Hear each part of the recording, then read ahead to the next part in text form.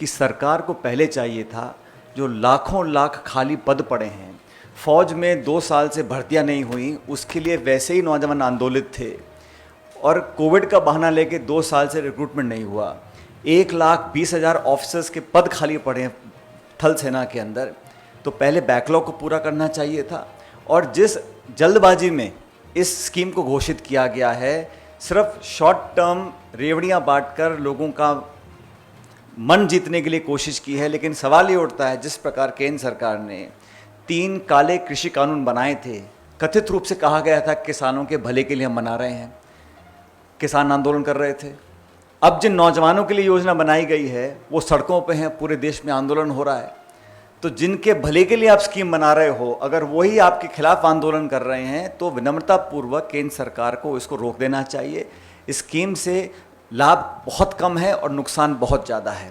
जैसा चिदम्बरम जी ने कहा, फौज के अंदर, और अजय माकन जी ने बिल्कुल सही कहा, फौज में आप 4 साल के लिए भर्ती कर रहे हैं, 6 महीने ट्रेनिंग करेंगे, उसके बाद साल में 2 महीने की छुट्टी भी जाएगा वो, तो टोटल सर्विंग पीरियड जो 4 साल का है, उसमें से मुश्किल से 2.5 या 2.25 साल की वो नौकरी कर पाएगा। उस इतने कम समय में नाम नमक और निशान की जो बात कह रहे थे, ये बिल्कुल सही है। फौज में सरहद पर खड़े होकर देश के लिए शहादत देने के साथ साथ अपने साथियों के साथ एक असमरणीय एक जज्बात पैदा होते हैं। और जिन लोगों ने फौज की वर्दी पहनी है वो समझते हैं कि इसमें समय लगता है। जब एक नौजवान को मालूम है कि 2.5-3 साल के बाद उसको वो यूनिट बटालियन छोड़नी है, तो वो संबंध, वो व्यवहार वो नहीं बना सकता, ये सर्वविदित है।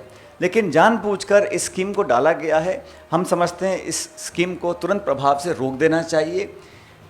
फौज के अंदर हमारी भारत की सेना किसी सरकार, किसी पार्टी, किसी दल से बहुत ज़्यादा कीमती है। सदियों से, दशकों से हमारे सैनिकों ने हमारे देश को गौरव दिया है। आज उनके भविष्य के साथ, उनके रिक्रूटिंग जो प्रक्रिया है उसके साथ, और विशेष रूप से करोड़ों करोड़ों नौजवानों के साथ जो खिलवाड़ करने का काम हो रहा है, ये आज से पहले कभी किया नहीं है।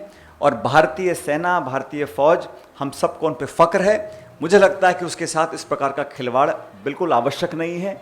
और केंद्र सरकार को समझना होगा, कांग्रेस पार्टी ने हम पे आरोप लगाते थे कि हम किसानों को भड़का रहे हैं या मिस इन्फॉर्मेशन दे रहे हैं। आपने कल स्कीम अनाउंस की है और आज पूरे समूचे देश में लोग, नौजवान आंदोलित हैं।